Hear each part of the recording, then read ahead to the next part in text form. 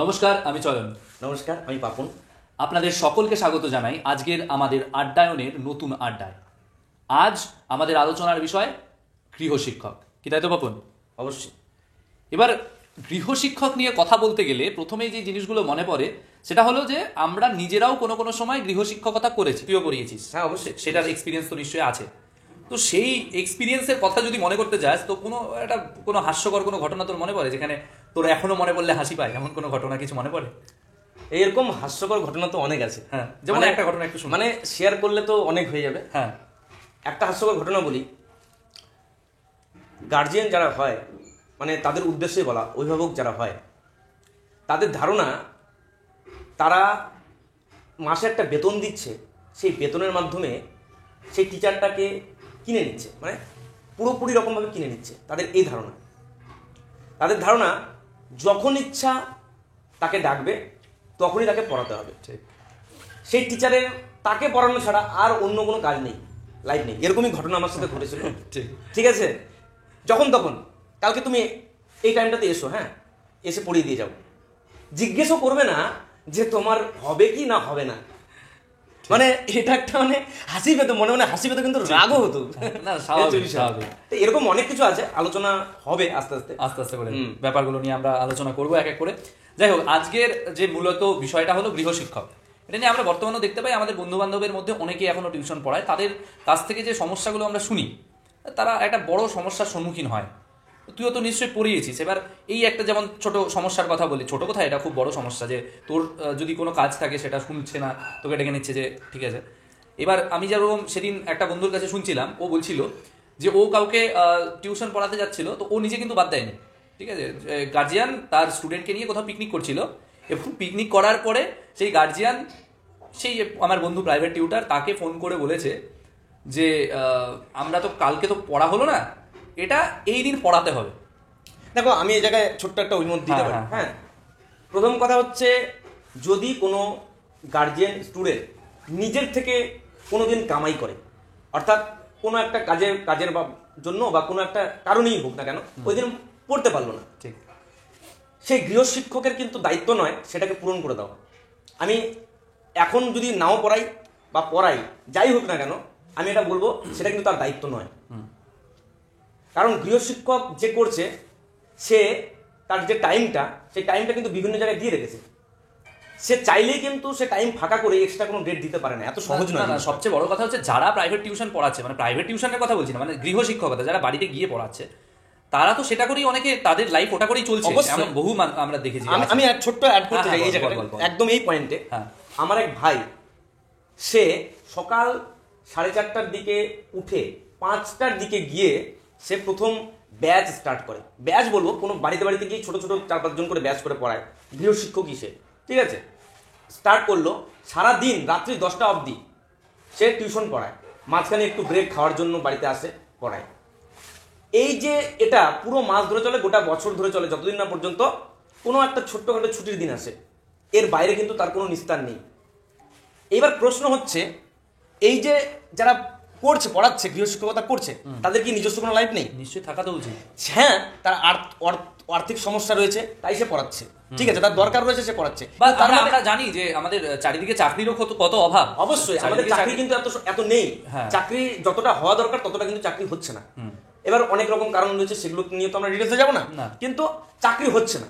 এবার এত পরিমাণ যে বেকার তৈরি হচ্ছে, সেই বেকারদের বেশিরভাগ অংশটা, সিংহভাগ অংশটা কিন্তু গৃহশিক্ষকতার সাথে জড়িত। ঠিক, এবং তার সবচেয়ে বড় কথা হচ্ছে, তারা কিন্তু প্রত্যেকে শিক্ষিত এবং এলিজিবল। অবশ্যই এলিজিবল বলেই তো তারা পড়াচ্ছে। ঠিক ঠিক, যে এলিজিবল নয় সে কিন্তু পড়াতে যাবে না, এত সহজ নয়।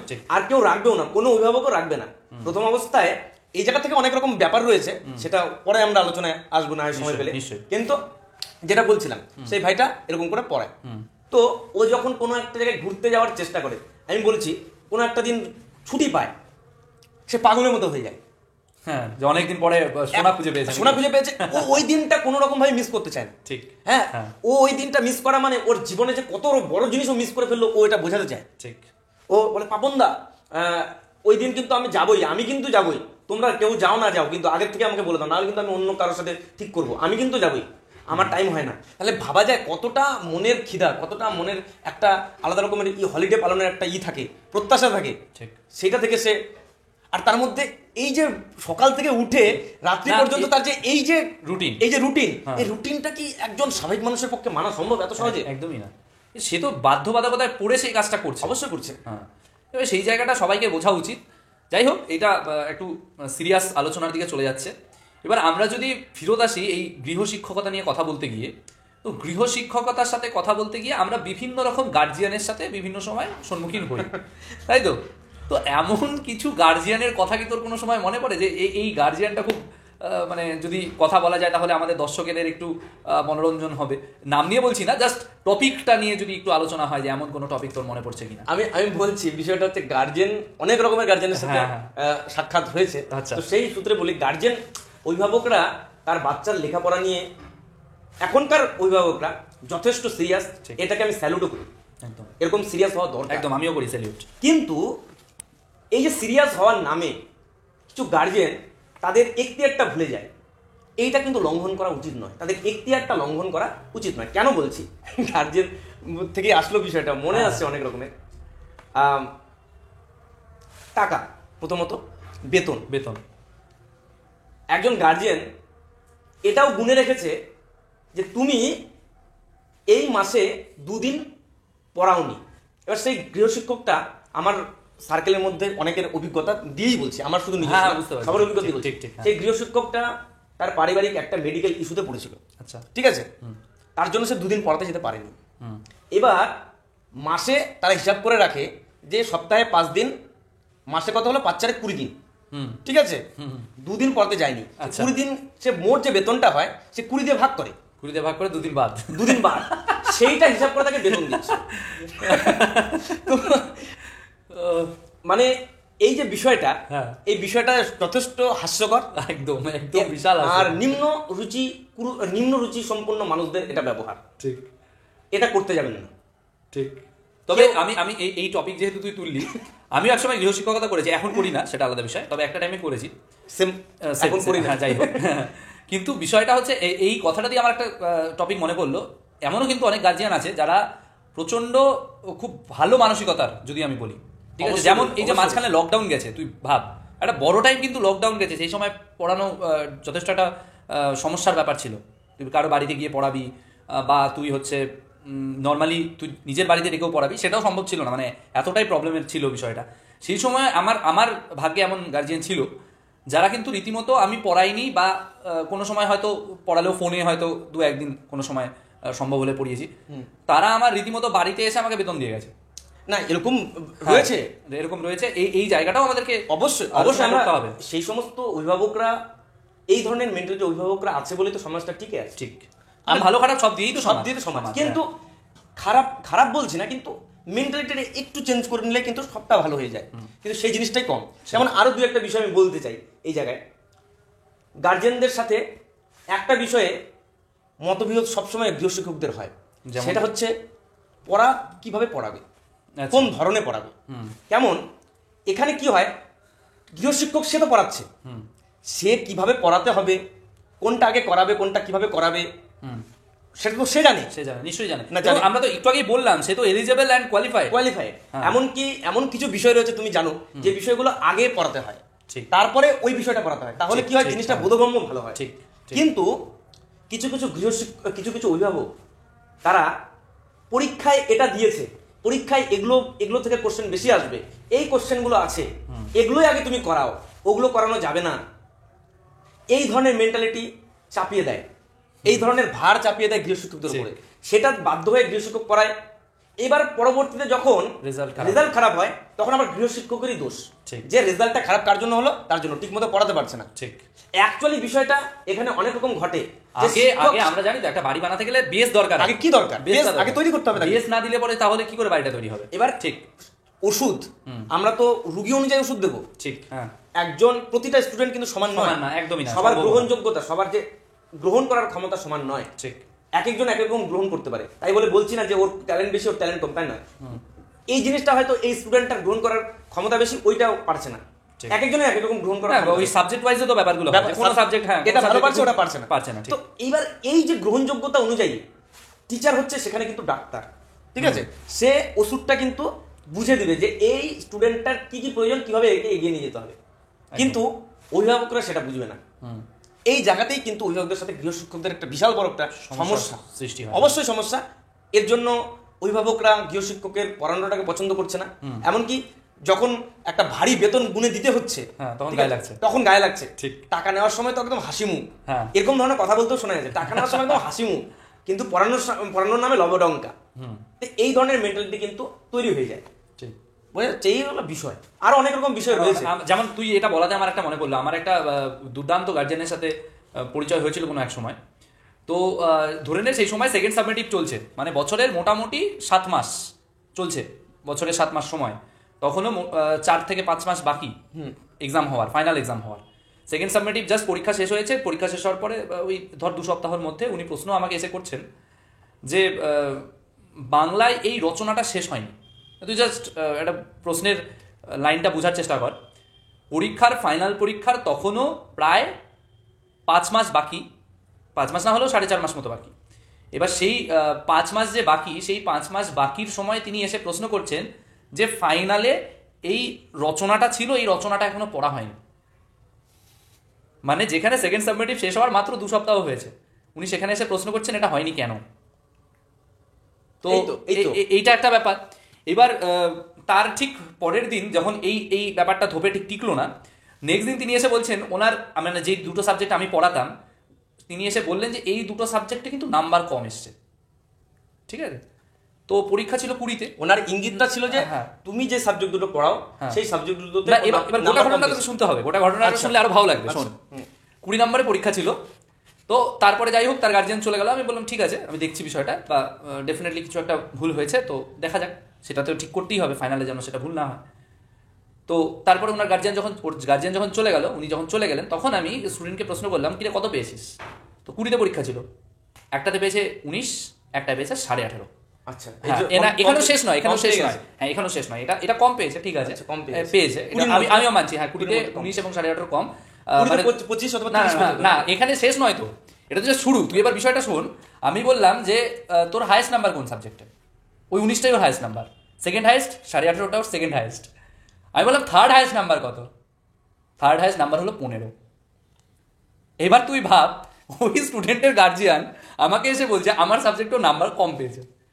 এই জায়গায় যদি তুই জাস্ট একবার ভাব, রিয়াকশনটা কি আসা উচিত। নমস্কার, আপনাকে শতকোটি প্রণাম, ষষ্ঠাঙ্গে প্রণাম।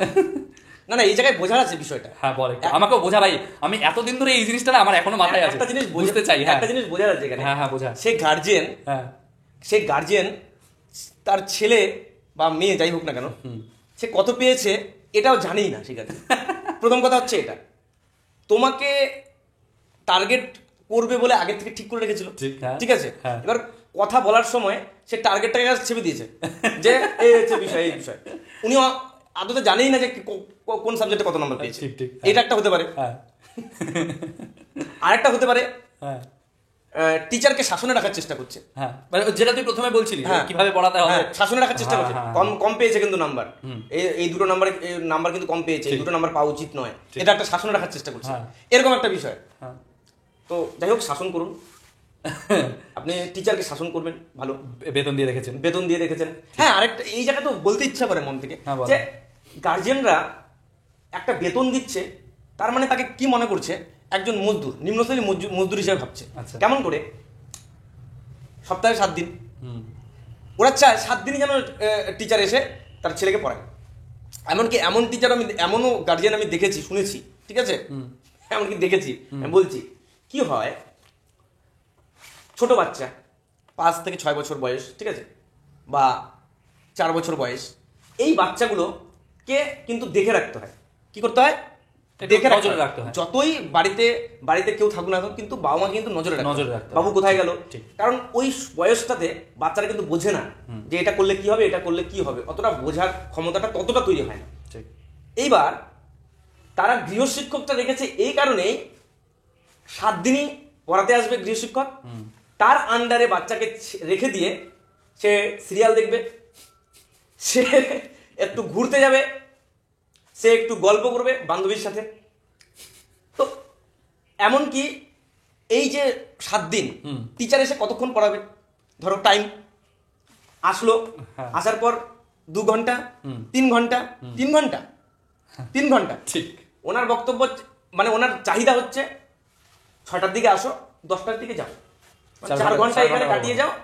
উনি যতগুলো সিরিয়াল আছে সবগুলো কমপ্লিট করে এসে তারপর বাচ্চাকে একটু খাওয়াবেন টাওয়াবেন, বাস। এই তো লাইফ। 7 দিনই বাচ্চার দেখাশোনার দায়িত্ব গৃহশিক্ষকের উপরে। ঠিক হয়ে যাচ্ছে একদম। মানে এটা কিন্তু একদম মানে আমি বানানো গল্প বলছি না, এটা সত্যি ঘটনা।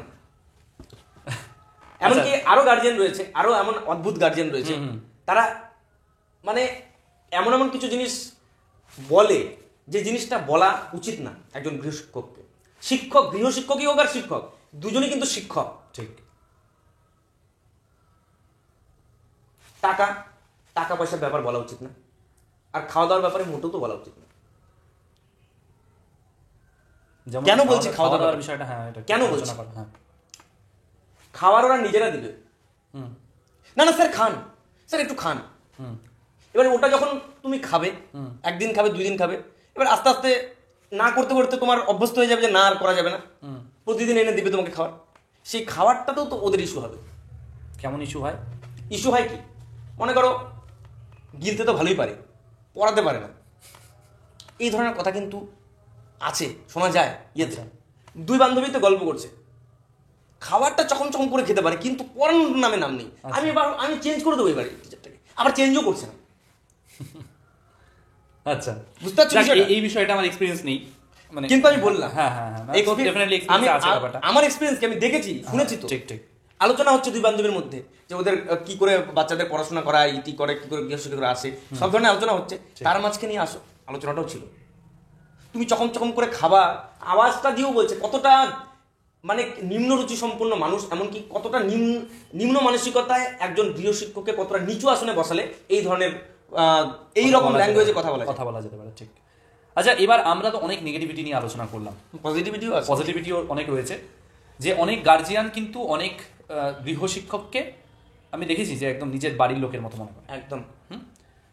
আমি দেখেছি দুর্গাপূজায় তাদেরকে জামা কাপড় দিচ্ছে, বা তার জন্মদিনে তাকে ডেকে নিয়ে এসে তার স্টুডেন্টদের সাথে বসে কেক কাটাচ্ছে। কথাও মনে পড়লো। হ্যাঁ, বল বল।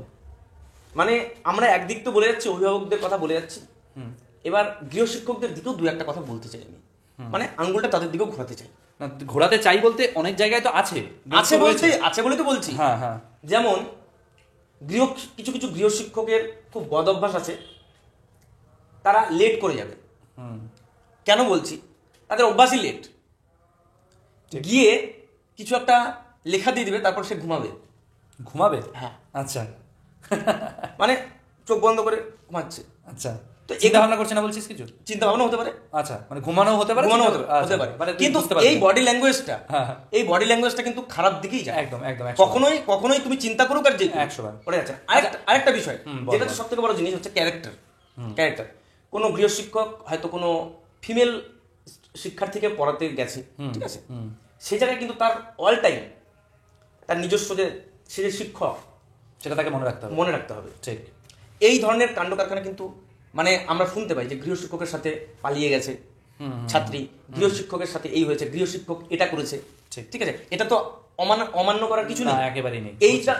এটা কিন্তু আমাদের গৃহশিক্ষকদের মাথায় রেখে চিন্তাই করতে হবে। আচ্ছা, আরেকটা বিষয় রয়েছে, এই যে আমরা একটু আগেও আলোচনা করছিলাম যে পড়ানোর যে বিষয়টা, ডেট কয়দিন কি হলো, ডেফিনেটলি সেটা টিচারদেরকেও মনে রাখা উচিত, যারা গৃহশিক্ষক রয়েছে তাদের মনে রাখতে হবে।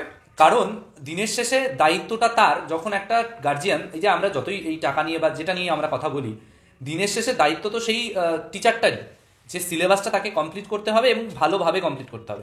এটা দায়িত্ব তো সেই গৃহশিক্ষক, কারণ তাকে রাখাই হয়েছে সেই জন্য। এবার যখন সেই দায়িত্বটা সে পালন করতে পারছে না, যখন সে সেই দায়িত্ব পালনে ব্যর্থ, তখন সেই কিন্তু শিক্ষককেও মনে রাখা উচিত যে আমার যেটা দায়ভার ছিল, যে কাজটা করা, সিলেবাস কমপ্লিট করা এবং ভালোভাবে কমপ্লিট করা। শুধু কমপ্লিট তো সব জায়গাতেই হয়, সে তো একদিনে গোটা বই কমপ্লিট করা যায়। আমি এমনও টিচার দেখেছি যে একদিনে গোটা বই কমপ্লিট করতে পারে। ঠিক আছে, সেই জায়গায় এখন আলোচনায় যাচ্ছি তো না, এই জায়গায় আমি আর একটু অ্যাড করতে চাই। ঠিক আছে, ওই দিকটা আমি এই দিকটা একটু আলোচনার বিষয় আছে যে সিলেবাস কমপ্লিটের বিষয়টা। মানে কিছু কিছু ক্ষেত্রে, বেশিরভাগ ক্ষেত্রে আমি দেখেছি সিলেবাস কমপ্লিট না করার কারণ কিন্তু শিক্ষার্থী এবং তার অভিভাবকই হয়ে থাকে। না শুধু কি তারা, মানে শুধু বলছি না, কিছু শুধু বলছি না, ইয়েরাও দায়ী, গৃহশিক্ষকরা তো দায়ী আছে, কিন্তু বেশিরভাগটা দায়ী অভিভাবক। এবং কেন আমি বলছি, কেন কেন কারণ কারণটা আমি এক্সপ্লেইন করছি। এবার একজন শিক্ষার্থী যদি ঠিকঠাক পড়াশোনা না করে, সেটা দেখার দায়িত্ব কার? ডেফিনেটলি গার্জিয়ানের। নাকি গৃহশিক্ষক ওখানে থেকে দেখাশোনা করবে? একদম সম্ভবই তো না সেটা। তো শিক্ষার্থী যদি পড়া না করে ঠিকঠাক, তার সিলেবাস কমপ্লিট হবে কি করে? ঠিক না, এর মধ্যে আরেকটা বিষয় আছে, কিছু কিছু গার্জিয়ান এমনও শুনেছি আর কি, আমার এখনো ভাগ্যে জোটে, সেটা আসতাম, তুমি বলো দেখি। হ্যাঁ, কোন দিকটা বলছো? মানে বিষয়টা হলো যে ধর যে কোনো গার্জিয়ান এমনও বলে টিচারকে যে আমার ছেলে বা মেয়ে কিন্তু খুব নরম মনের মানুষ, তাকে বকা দেওয়া যাবে না। আর ওইগুলোই তো বলছি, মানে এই যে জায়গাগুলো, শিক্ষার্থী পড়াশোনা করবে অভিভাবকের ছত্রছায়ায়, অভিভাবক তাকে সবসময় গাইডে রাখবে, এমনকি তার মেন্টালিটি কিন্তু তাকে তার যে বাচ্চাটাকে কিন্তু বড় করে তুলবে। কখনোই অভিভাবক যদি মেন্টালিটি এরকম রাখে যে তার বাচ্চা হচ্ছে ননির পুতুল, ঠিক আছে, ননির পুতুল বলছি কেন, তুলো দিয়ে তৈরি, ঠিক আছে, তাকে হাত দেওয়া যাবে না, তাকে বকা দেওয়া যাবে না, ঠিক আছে, তার সাথে খারাপ ব্যবহার করা যাবে না। খারাপ ব্যবহার তো বলছি না, খারাপ ব্যবহার ওটা এখন তো সাধারণত সামান্য বকা দেওয়াটাই খারাপ ব্যবহার ধরা হয়, সেই ঠিক আছে। তাহলে কিন্তু বাচ্চা, কখনো আমি বলতে বাধ্য হচ্ছি, আপনার বাচ্চা কোনোদিনও মানুষ হবে না।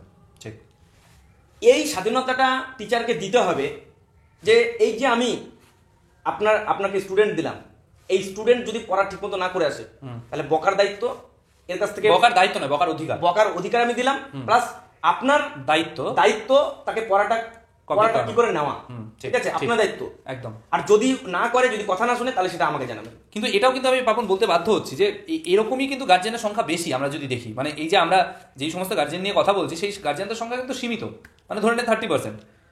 ভালো গার্জেনদের সংখ্যাটাই বড়, যারা জানে যে লিমিটেশনটা কোথায়। অবশ্যই কিছু কিছু জায়গায় হয়তো তাদেরও ফল্ট রয়েছে, কিন্তু মানে তারা নিজেদের লিমিটেশনটা জানে। অবশ্যই 70% গার্জিয়ান হয়তো জানে।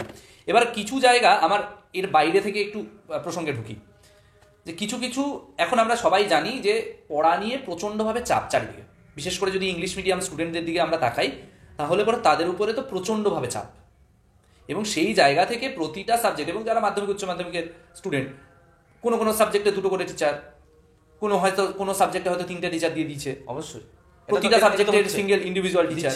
এই করে করে তাদের কিন্তু নিজস্ব কোনো টাইম থাকছে না, মানে তারা সকালে হয়তো টিউশন পড়ছে, অবকাশ, তারা সকালে টিউশন পড়ছে, স্কুলে যাচ্ছে, বিকালে এসে টিউশন পড়ছে, সন্ধ্যাবেলা টিউশন পড়ছে, তাদের কিন্তু নিজস্ব লাইফ বলে কিছু নেই। মানে আমরা যখন পড়াশোনা করতাম, বা যেই সময় আমরা করেছি, বা এই যে গার্জিয়ানদের কথা আমরা বলছি, বা যাদেরকে 10টা করে টিউশন দেওয়া হচ্ছে, সেই সময়ে সেই জায়গাটায় আমরা কিন্তু বিকালবেলা হলে একটু হলেও খেলাধুলা করতাম। আমি ওটাই একটু বলতে চাইছিলাম। কয়েকদিন আগেই গেল 12ই জানুয়ারি স্বামী বিবেকানন্দ, তিনি বলতেন যে আমাদের পড়াশোনার পাশাপাশি আমাদের খেলাধুলাটাও জরুরি। একদম ঠিক আছে, একদম। এবার এই যে প্র্যাকটিক্যাল নলেজ, এই প্র্যাকটিক্যাল নলেজটা আসবে কোথা থেকে? ঠিক আছে, আমরা শুধুমাত্র ঘরকুনো হয়ে পড়াশোনা করলাম, তাহলে সে তৈরি হবে না, কখনোই তৈরি হবে না। বাস্তব সম্বন্ধে তাকে জানাতে হবে। একটা সংস্কৃত শ্লোকের কথা মনে পড়ছে, বলছে যে অপি শাস্ত্রেষু কুশলা লোকাচার বিবর্জিতা সর্বেতে হাস্যতাং ইয়ান্তি যথার্থে মূর্খ পণ্ডিতা। মানে কতজন মূর্খ পণ্ডিত ছিল, কেন তাদেরকে মূর্খ পণ্ডিত বলা হচ্ছে? তারা দীর্ঘ বছর যাবৎ বিভিন্ন শাস্ত্র অধ্যয়ন করে পণ্ডিত হয়েছে, কিন্তু তাদের বাস্তব জ্ঞান সম্বন্ধে ধারণা নেই, লোক ব্যবহার সম্বন্ধে জ্ঞান। লোক ব্যবহার বলছে মানুষ কি ধরনের ব্যবহার করে, পৃথিবীটা কি করে চলে, এগুলো জ্ঞান নেই। তারা কিন্তু কখনোই পণ্ডিত নয়, তারা মূর্খ পণ্ডিত। তেমনি এই যে স্টুডেন্ট গুলো যারা দিন রাত শুধুমাত্র এখান থেকে ওখানে, এখান থেকে টিউশন পড়াশোনা করছে, রোবটে পরিণত করা হচ্ছে, তারা তো মূর্খ পণ্ডিতই তৈরি হবে। তাদের বাস্তব বিষয়ে জ্ঞান কম থাকবে। এমনকি শারীরিক বিষয়টা যেটা বলছিলাম, বিবেকানন্দ বলছে ওই জায়গাটা, ওই আরেকটা যে বিষয় ছিল যে গীতা পাঠ অপেক্ষা ফুটবল খেলা ভালো, এটার মানুষ পরিপ্রেক্ষিতে, সেটা আলাদা বিষয়, কোন পরিপ্রেক্ষিতে বলেছিলেন যে মানুষের যাতে ওই গীতা পাঠের যে মর্মার্থ, সেগুলো তাদের যেন রিয়েলিটিতে তারা কাজে লাগাতে পারে, তার জন্য শরীরের অ্যাবিলিটি তৈরি হয়, তার শরীর যেন একটা সুঠাম একটা শরীর তৈরি হয়, সেই জন্য তিনি বলেছিলেন। এখন যে খেলাধুলাগুলো বন্ধ হয়ে যাচ্ছে, আমাদের খেলাধুলা কোথাও না কোথাও মোবাইলে এসে সীমাবদ্ধ, ফ্রি ফায়ার, পাবজিতে। অ্যাকচুয়ালি আমরা যখন খেলবো বা দৈহিক কোনো ক্রিয়া করব, হ্যাঁ। তখন আমরা সেটাকে একদম আসলভাবে প্র্যাকটিক্যাল ভাবে অনুভব করতে পারবো, হ্যাঁ। এবং সেই তখনই আমাদের শিক্ষাটা সম্পূর্ণ হবে।